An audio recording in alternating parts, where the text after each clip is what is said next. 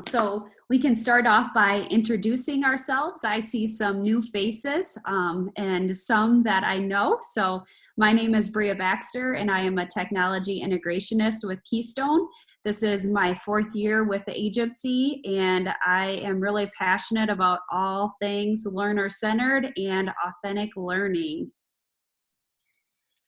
Hi, preschool K-1 friends. Long time no see. I'm Berns, and I school improvement. I help science, STEM, lots of different topics, tech integration, and of course our PK-1 friends in tech integration. So Brea, let's talk Google Classroom. Let's show them the greatness of Classroom, and I'm going to let you start it out. Awesome. Can you enable screen sharing, Bev? Oh, that was like a great handoff, and then it didn't happen. Oh. Sorry. Gotta love the changes that they made with Google Classroom with all that Zoom bombing. Exactly. All right, now you should have it. All right. Yes, thank you so much. So we are going to start off with a very basic overview of Google Classroom. And so I am going to just go to Google here to start, just so I can show you how to get to Google Classroom. If you look at that waffle, however you want to refer to this at, but our Google Apps icon, if I click on that, notice that you'll see all of the Google apps that we have access to, one of them being Classroom. So yours might not be in the same order as mine, but you should have that Classroom icon. So that is how you get to Google Classroom. And one more disclaimer before we dig in is we're going to move pretty quickly so we can get to the good stuff of how it can be used with our littles. So we just ask that you don't try to enter the class code and become students in this class or anything. So don't try to click around and try to follow along with us. We will post this recording, so you will be able to rewatch maybe segments that you need further clarification on or just need to listen again. We will post that to our website. So first things first, if we're going to get started, you notice that there is that plus sign at the upper right-hand corner. That is going to give you the option to create a class. So I'm going to click on that and you can add in your class name. So if I am going to type in kindergarten, and then those other features might not be applicable, but you just put in the class name and then you are able to create. I am going to click into one that we already have open because we've curated some information in there already, but it will show you the same sort of features. So first I would like to show you that at the way top we have that banner, and that is right here. We have a class code here. Bev, what would you say would be the easiest way for our little students? Would we want to have them use a class code, or should we enter them in one by one as a student or as a teacher? I would add them in. Yep. I would just add them in. So let's go over to people. So this is one of the things we need to talk through with Google Classroom. A lot of you, we've worked to get user IDs for your preschool K-1 students for Mac and Via, for example. So they have access to those ebooks. The question is going to become a question for your tech cord. So do your students have email accounts? That is the question. A lot of times PK-1, we have to have a specific request for that. And we have done that through Mac and Via. So if you are authenticating through Mac and Via, we've already done that. The students might not know what those are. But that is one of the key components to utilizing Google Classroom, that they do need to have an account.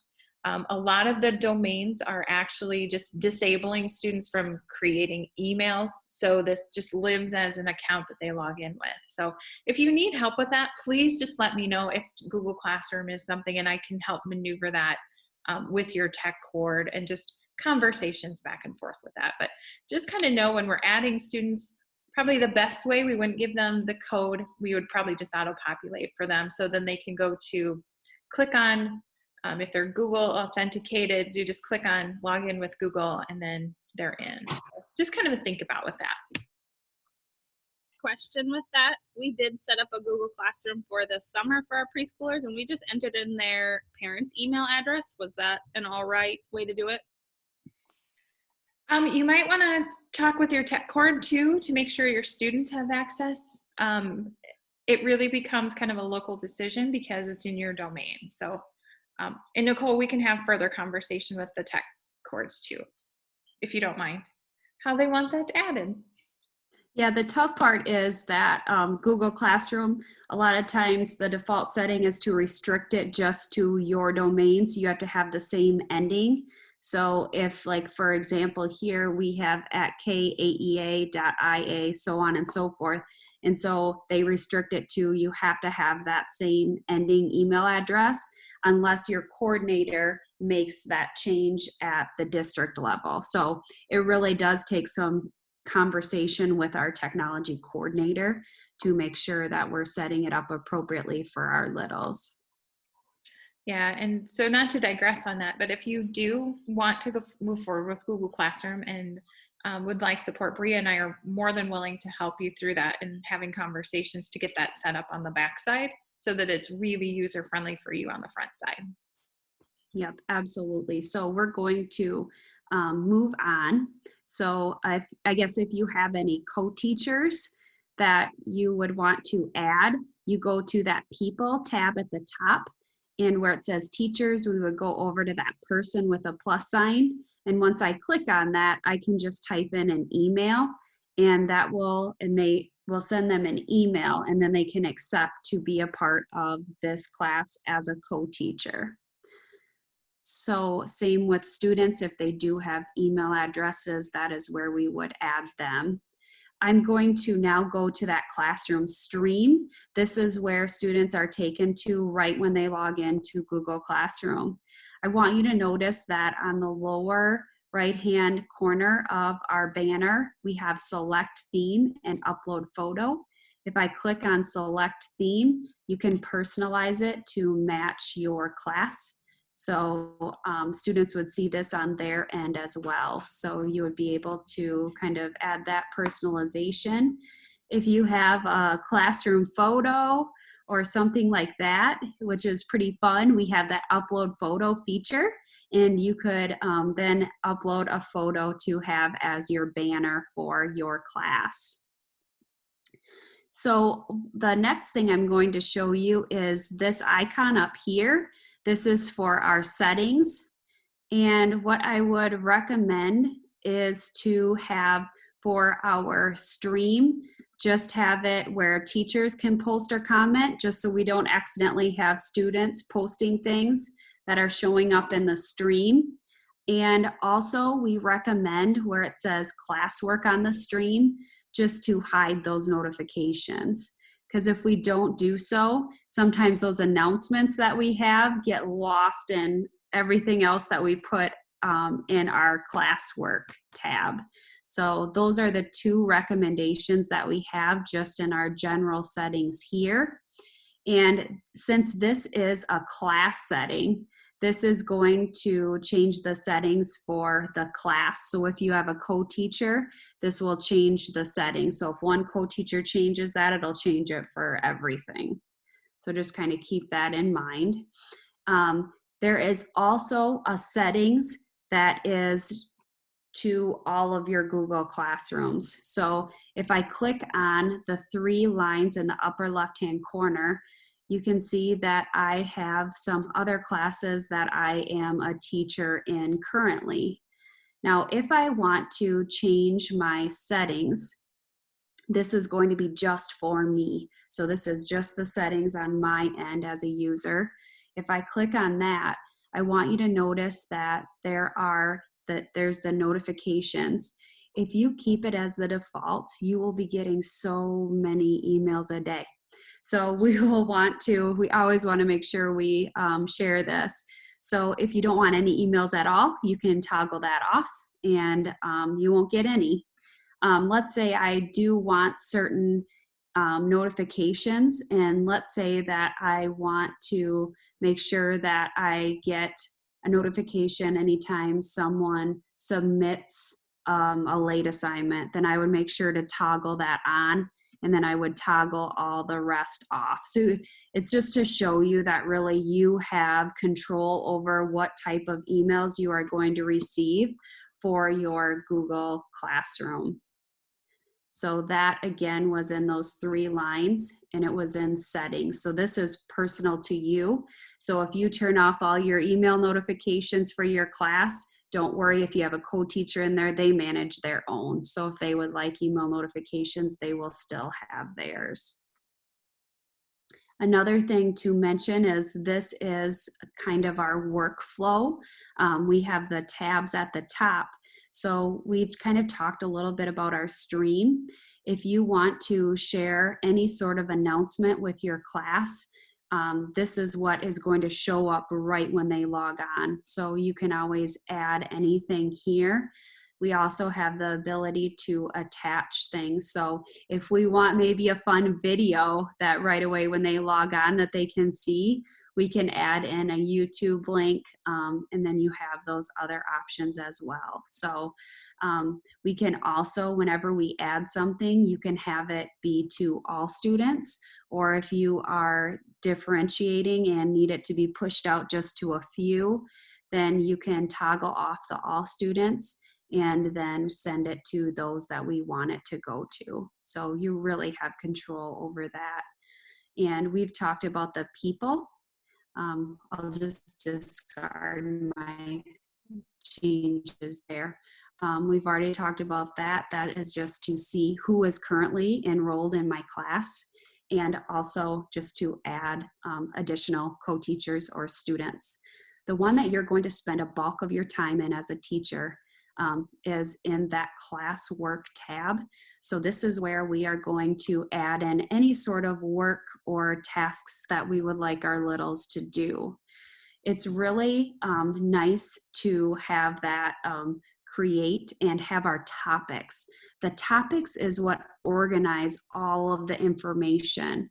So notice that we have the topics of writing, how has the earth changed, and we're going to show you some more for pertaining to your grade level. So this was kind of from our other session, but just know that those are the topics. If we want to change any of the assignments to a certain topic, notice that we can just drag and drop. So that works out really nicely too. So you can just drag and drop. If you want to create a topic, let's say that I want to maybe have videos here, and I want to add that. One thing with our littles, if you have used the emoji, the get emoji, some of you might have used this. You can also add in some fun icons too.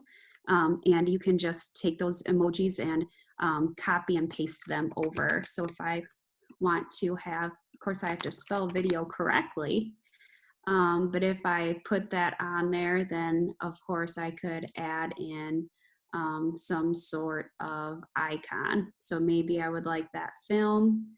So I'm just going to put Control-C, and then I'll go back and then I can paste that in. So that's just kind of something if you want to include a little bit of some emojis within your topics or assignments, anything like that.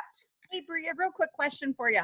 So I don't have the topics like that. Like I've just been adding. Can I still go in then and organize what I've already added for my kids? Like add a topic and still then drag it to that? Yes, yep, and that would be fantastic, Jana, just because that will organize it a little bit more for the students. Yep, so of course you can add at any time and then just drag and drop to the appropriate topic. Brea, we have a question about, it says, is there a time limit on videos you post to your classroom? I know Seesaw has a 5-minute time limit. I think we need to clarify where we're originating these videos. You were cutting out, Beth. Sorry. See, you had the glitches last time. I'd have them now. There's a question on the time limit for videos that you can add to Google Classroom. Could you explain a little bit about where you're not actually recording in Google Classroom, you're linking out to, say, YouTube and things like that? Can you clarify that a little bit, Brea? Yes, absolutely. That's a great question, Emily. So when we go to create, all we can create within Google Classroom is an assignment, a quiz, a question, material, or a topic. So we cannot create a video directly within Google Classroom. We would have to create it on some other platform, and then we can upload it into Google Classroom. So if we recorded maybe a video of ourselves giving an overview, maybe using Zoom, and we uploaded it to YouTube, then we would be able to take that link from YouTube and add it within our Google Classroom. So there would not be a time limit, but there's a few extra steps that we have to take, whereas that is just an embedded feature within Seesaw. The other thing too, Brea, do you think it's important to use like a quiet tube to get rid of ads around any video we're bringing in? Absolutely. Thank you for bringing that up, Bev. I will put some of these in the chat, but I just want to show you that on Keystone site, we've been really trying to populate and keep our site up to date during these times and any learning opportunities that we've pushed out. So if you go to the Educator tab and School Technology, and we would want the technology in the classroom. And here you're going to see, if you're using YouTube in the classroom, we have a couple of different options here. So we have that View Pure. And if you go to that site, what it does is it takes all of those ads away. So students are only seeing that video. I'm going to put this link into the chat in case you want to check that out. Then we also have a link to a short video. To click in on that again. This one is QuietTube, and this is just a very short, about 1 minute video that shows you how to use this in the classroom. So do you suggest we watch this now, Bev, or just give them the link to watch later? I just think it's a great 1 minute, just quick video if you wanted to show it quick. Just what does QuietTube do? Because I do think it's using QuietTube as fast as stuff. Sorry. Yes. So I put that link to the video, and we will just play it quick just so you can kind of see what that does. And it's even faster to use. So using QuietTube is fast to set up, and it's even faster to use. So what I've got is the quiettube.com website. That's where I'm at. And the button is right here, and I'm going to just click on it and drag it up with my mouse. And it seems just crazy that you can do this, but I'm going to drag it up to my favorites bar here, and you can see that the little black line is indicating where on the favorites bar I'm going to be dropping it. So I'm going to drop it in right there. Now I've got my button here ready to go. So then once I've got that done, that's the hard work. I'm just going to go to any YouTube video, and you can see I've got Frosty the Snowman here, and I'm going to hit the QuietTube button here in my favorites bar. QuietTube did its work. It created a new link right here that I can share if I want. And it took all of the suggested videos and ads and everything, all the junk off of it. So that's how you set up and use QuietTube. So that was like a quick overview of QuietTube. Just to reiterate, that address at the top, that is what we would want to copy, and we would want to add that then to our class. So I could go to even the class stream. I could click on this announcement, and then I could add a link, and that is where I could copy and paste it. And so, as she said, kind of removing all that junk, all of those ads, all of those other videos, and where students can just focus on that video that you want them to. Awesome. So Bev has some really cool content that she's going to share with us. She's a rock star in terms of the littles. So she's going to show us a little bit about how we can add some content to our classwork.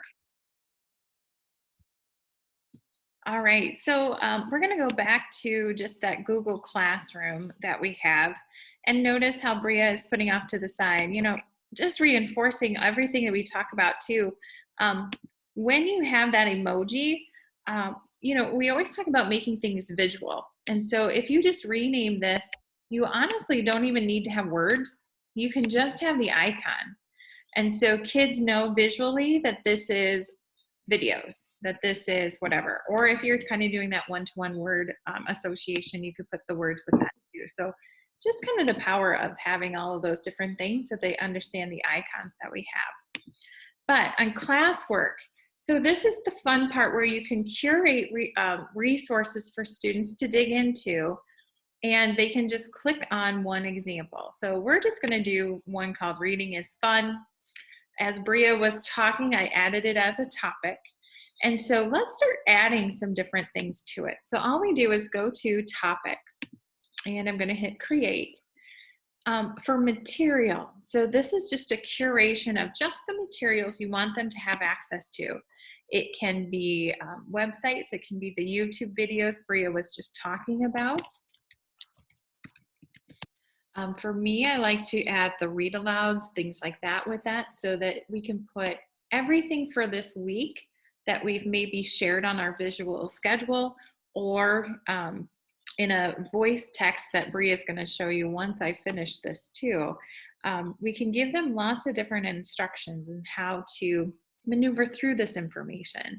So I'm just going to do materials for this week. I mean, you would be, of course, way more specific than this for this week.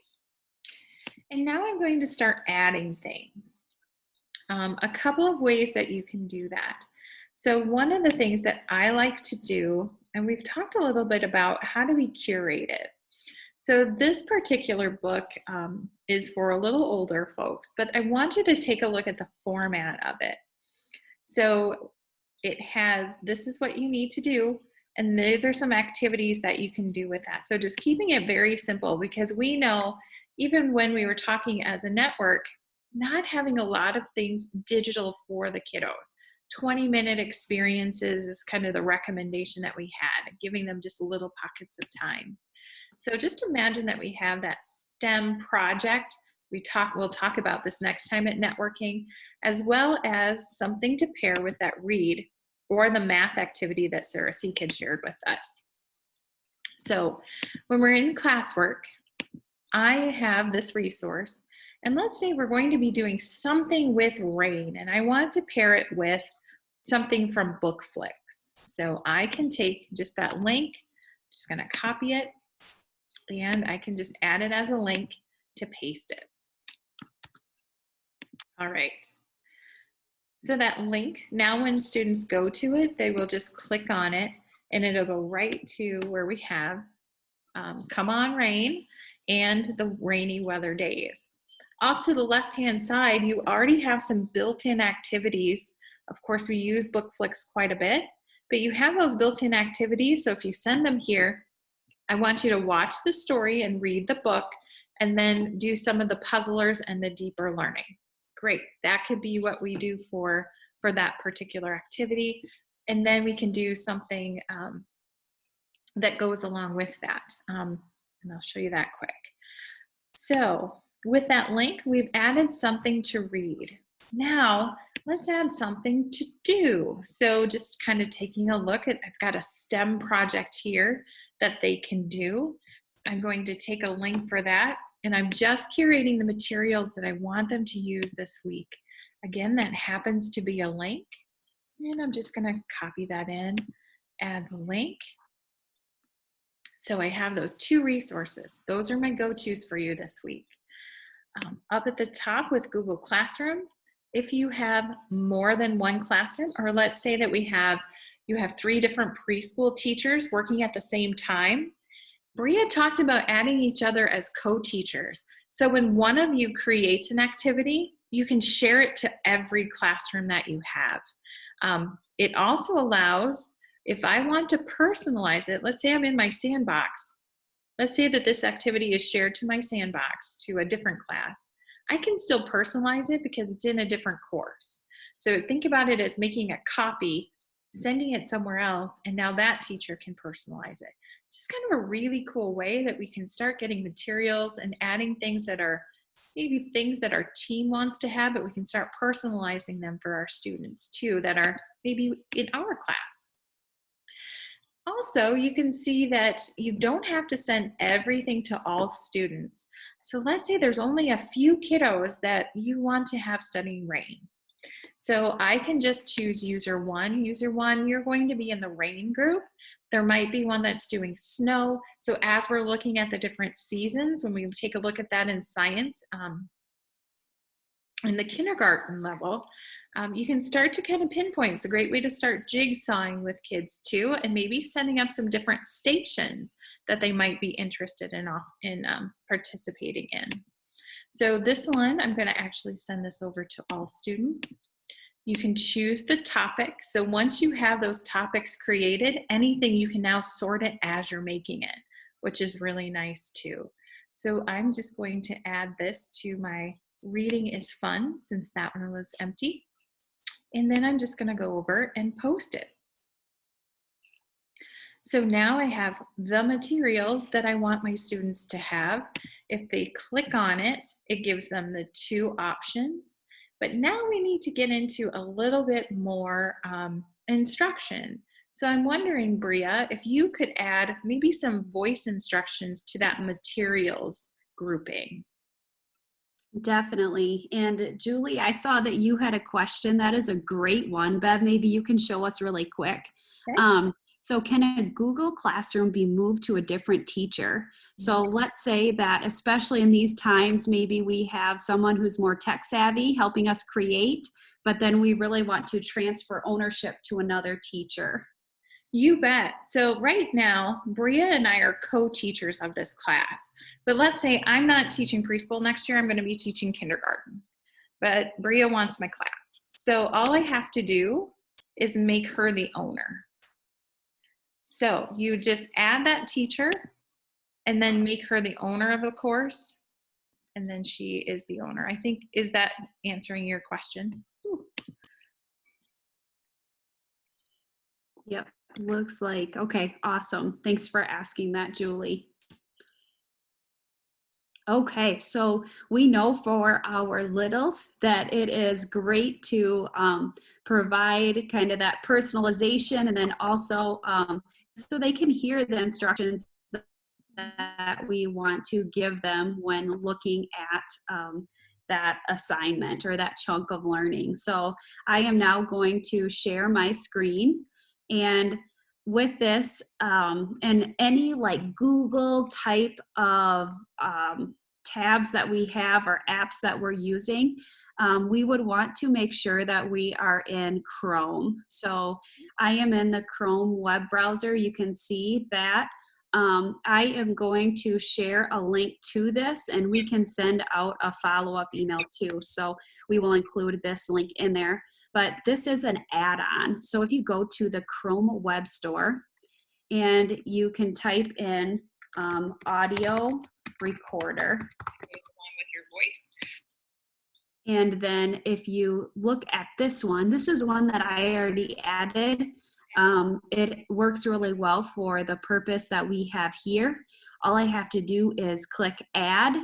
Now I have already added it to my toolbar, so you can see that that icon is also right up here. So you will have to again go to the Chrome web store, and you will want to add this extension to your toolbar. So in order to add my instructions, all I have to do is anytime I can click on this audio voice recorder, and I can just hit record whenever I am ready to start recording my instructions to my students. So when I am ready, I will click record. Hi friends, everyone hopefully has now watched the video over wild robots. And I would like you now to reflect on the video and draw a picture of what you remember. And whatever it is, I just pulled that out really quick. Obviously yours would be different, but just modeling how to use this. I can listen to it, see if I like it. If I don't, I can always record another and trash this one. But let's say I wanted to keep this one. I am going to click the save button, and it's going to save to my downloads of my computer. Notice that I have my settings enabled where it shows up at the bottom here. You might have that too. If not, you will always want to go into your files and your downloads, and then you will be able to access this. I'm going to go back to our Google Classroom because I also want to point out that once you create a new Google Classroom, there is automatically a Google Drive folder created.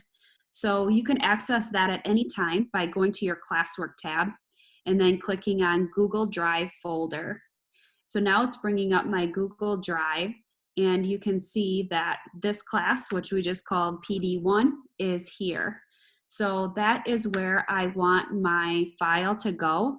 What's really nice in Google Drive is you can just drag and drop anything. So you will have that option. Otherwise, you could go to New, and you can go to File Upload, and then you would be able to upload that short instructions. So it is now right here. Notice how the title is really confusing. I would not know what that is for. So I am going to rename this. So all I did is right click on that image, and I will go to rename, and I will type in wild robot instructions, and I will save it.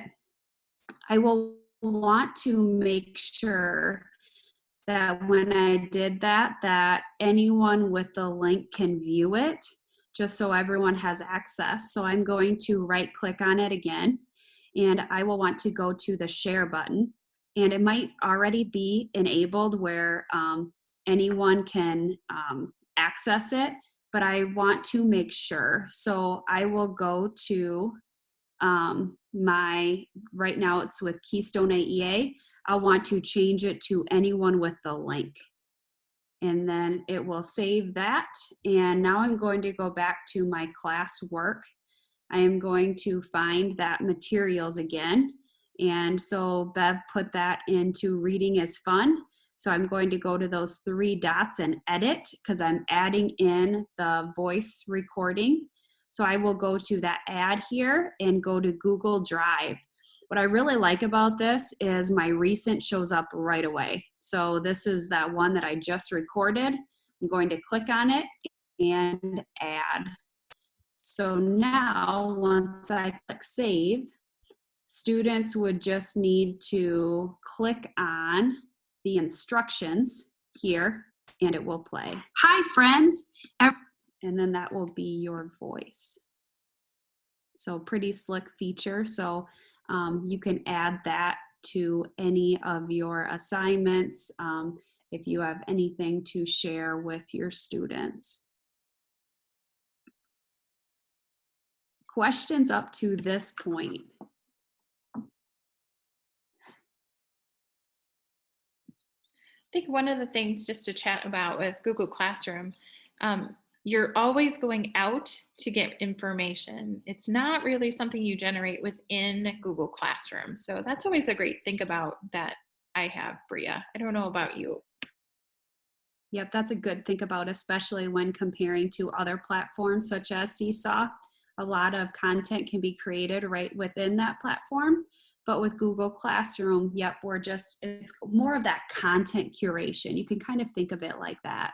So anything that you're adding, you are taking in from somewhere else, and a link to a video, to any sort of document that you create. So it's just a really nice way to organize information.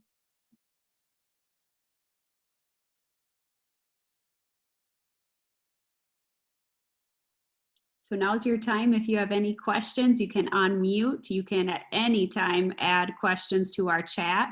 I wonder, Bev, now if we show the ease of adding something to our Google Classroom, because a lot of educational tools out there have that directly share to Google Classroom, which is really handy.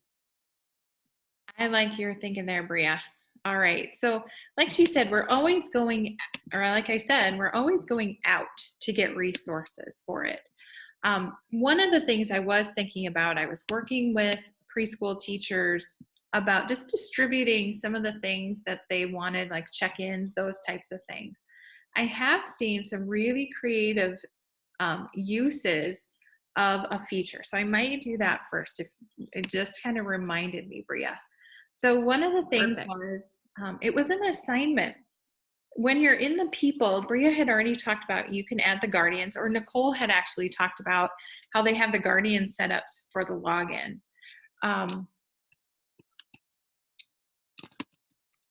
So some people have been doing like daily check-ins. They've had some different family activities that they wanted to go to students. And I thought this was clever. So what they were doing was, here's a daily check-in. Can you find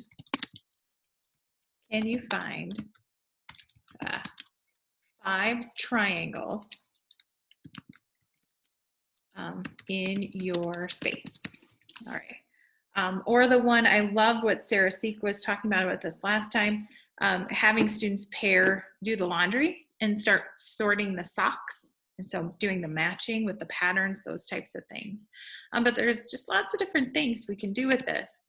So what they were doing is they hit create. And what this does is it creates a Google Doc. You can also have this pre-done, of course. But on it, they were inviting students to take either pictures or to draw the different ways that they found triangles. So what this does, and it's a little slow, so I won't wait for too long with it. But what was happening is that you can see with an assignment, now of course this is an assignment like we would typically have, but you can have it sent out so that every student gets their own copy, so that it goes into that folder that Brea was talking about, that class folder, and then you can click assign. So if you have the parents set up, they would get that summary or notification, and then they could maybe help the students complete that activity. So very much like sending type of an activity or announcement with Seesaw too. So, but I really thought that was clever as they were kind of going through, and then the teacher could go through and look at that. Bev, we had a really good question from Dawn. So we talked about adding all this external content into Google Classroom. And so she asked, do students not do work within the platform then? No. I would say no, Brea. Let me show you what it looks like on the student side. As you can see, this is my student that we have, and we've been populating lots of things into Google Classroom. And so anything that Google Classroom is more of a curation doc. It's not a creation platform. So I think we need to make sure we distinguish between the two of them. So it's curating resources for students to engage with. It's not allowing them to create information within it. So it will always send you out. So far what we've shared is things that we've curated. And so we can click, these are Brea's instructions. My internet's, Hi. Oh, there you were. So just kind of keeping that in mind. So they don't create within it. It always will send them somewhere else as a link to, or to a Google Suite, Google Doc, those types of things. That would be the only place that they were curating or creating things. Does that help at all?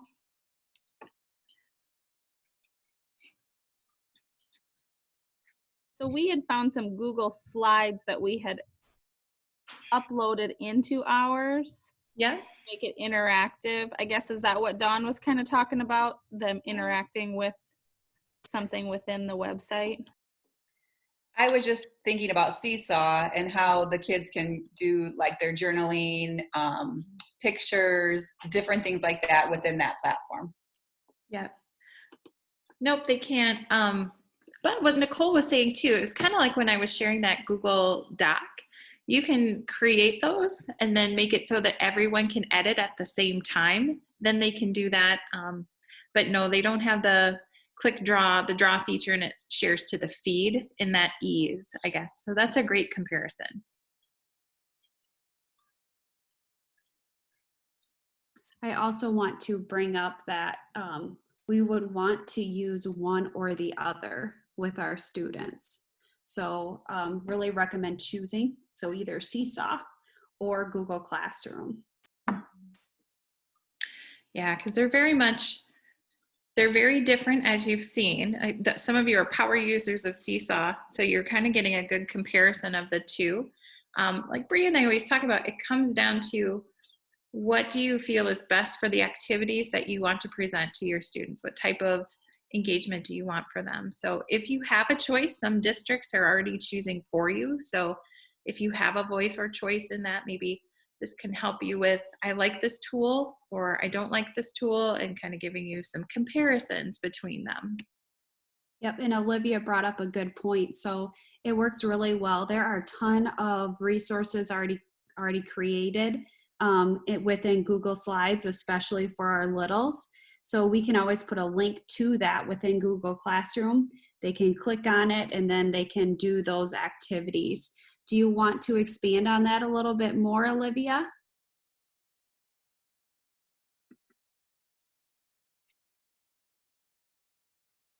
Mute myself. So I've created some Google Slides, and I actually went online to figure out how to do it. You create a background so they're not able to manipulate the background, and then it's just basically putting pictures in that they can manipulate, move around. For like, I've done sequencing with it.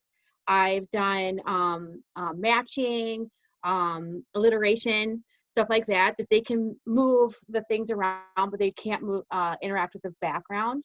So, and that works really well for my kids. They're really having a lot of fun with that. Love it. Yep. Yeah, thanks for sharing that, Olivia. So that's kind of like our, maybe like a 2.0, you know, things that we can do. So thanks for sharing that though, knowing that that is available. Along with that, Brea, you can use Google Drawings also, and then what you want them to move in, have them out on the sides, and then they can pull them in and where you want them to manipulate them. So it gives them that space to do that. Yep. And what we're talking about is not integrated in Classroom, but this is in our Google Suite.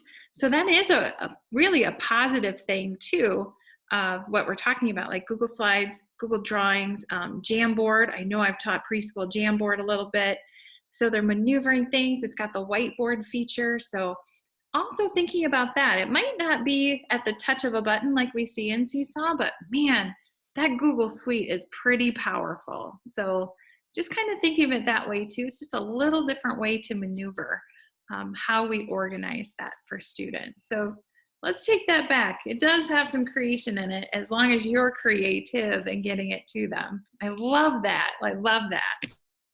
Yeah, so thanks for sharing that feature too, Tracy. So those definitely would be two to check out a little bit more, and then provide that link within our Google Classroom. Yeah.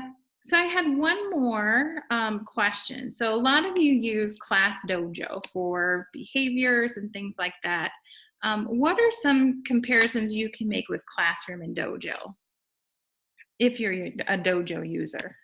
I like it. We had a question in the chat, and I'm just going to throw that out to the team, because you guys have great ideas.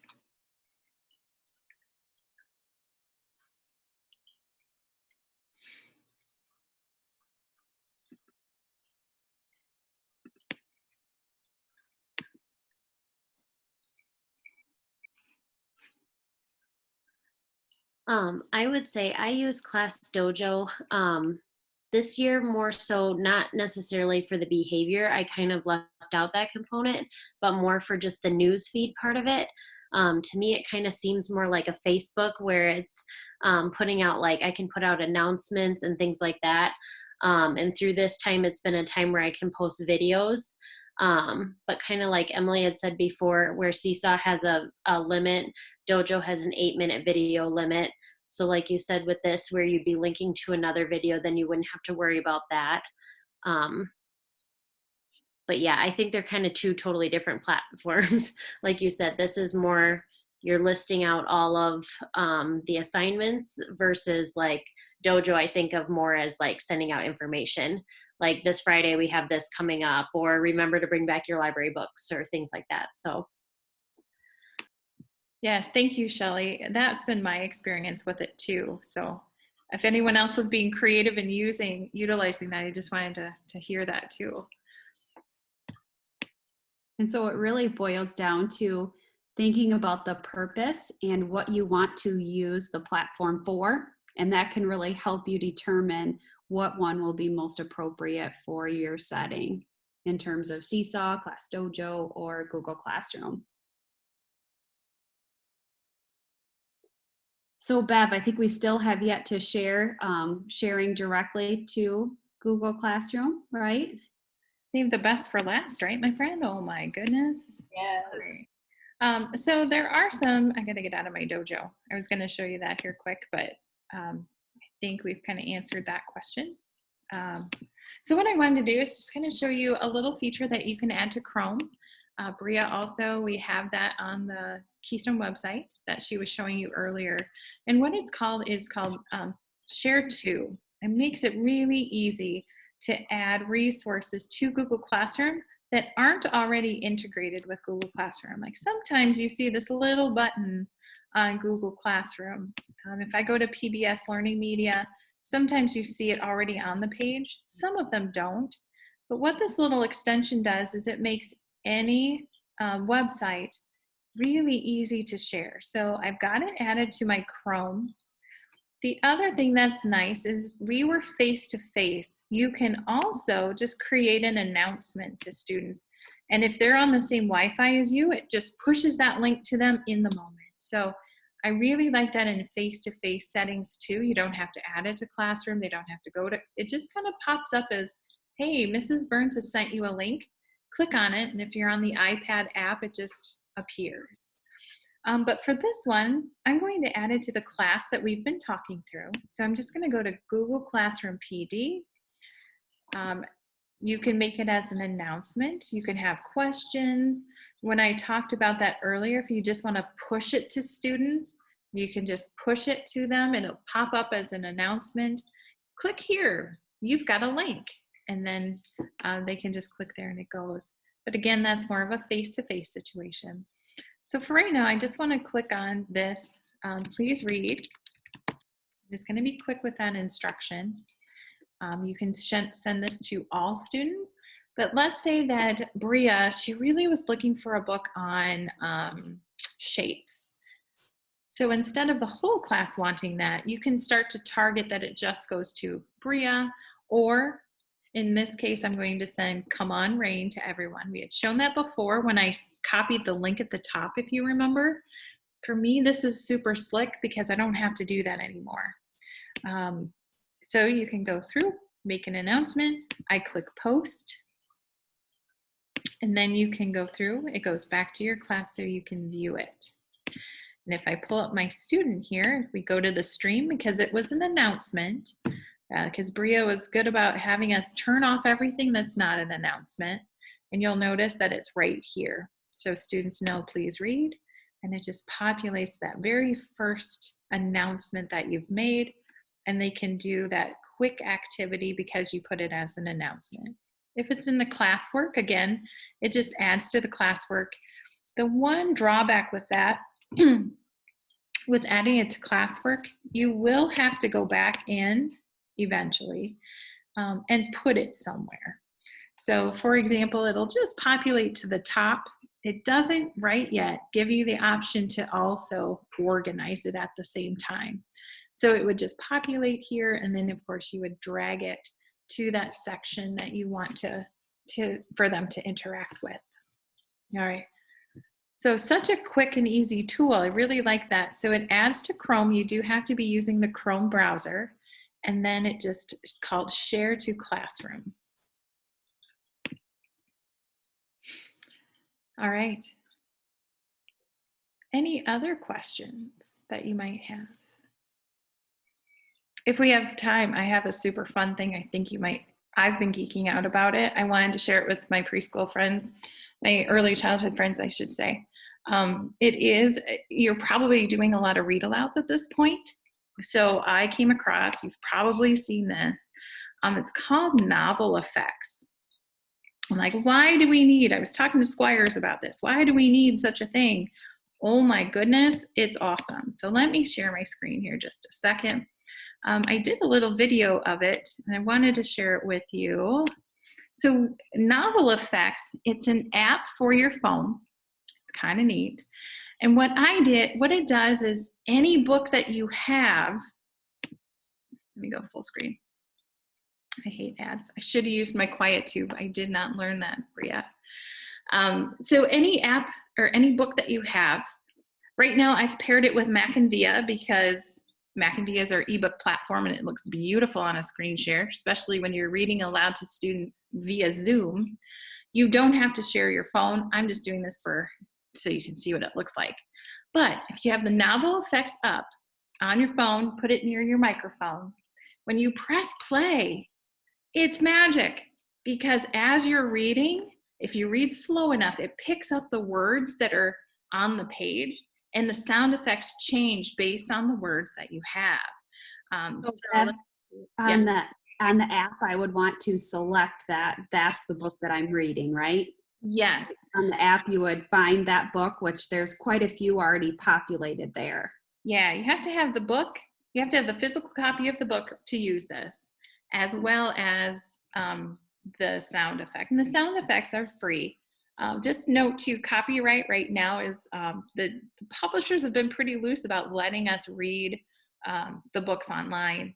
That'll probably change over time. So just be cautious if you're recording it. Right now, the portion that I have in this video is the portion for copyright currently. So just kind of thinking about that too. If you push something out publicly on YouTube, that's always something that Mindy Reimer and I, our teacher librarian, like to talk about. But let me share. Welcome to this planet that we call Earth. It is the big globe floating in space on which we live. We're glad you found us as big. All right, I won't share the whole thing, but you could probably hear the sound effects and the read aloud at the same time, and then you could see the screen with the book there too. So you could put that into Google Classroom too. Mac and Via, of course, if you have an ebook, doesn't have to be in Mac and Via. It could be an epic book that we've been talking about with the networking folks. So just so many different uses. I personally had shared it with a friend who has some younger children at home, even parents. She loved it. And then knowing that they had some of the books. So it was just kind of one of those things that brought the parent and student together and they wanted to read aloud. And I did get a text from that mom too. She's tired of that book, but they just can't get enough of it. So, just kind of a fun way to add an enhancement to your read aloud. Yeah, really brings the story to life by adding that sound effect. So Bev, in our follow-up email, can we include a link to that video you created? You bet. And we'll send all of the links over to with how to set that up. Yes, and we'll also send over a link to this recording. So what is the sound effect app again, Bev? Yeah, it's called Novel Effect, and I will put that in the chat. Thank you. It's one of those wonderful things that it's low tech, kinda, just on your phone, you press play. I love that idea for parents too. Any other questions before we sign off?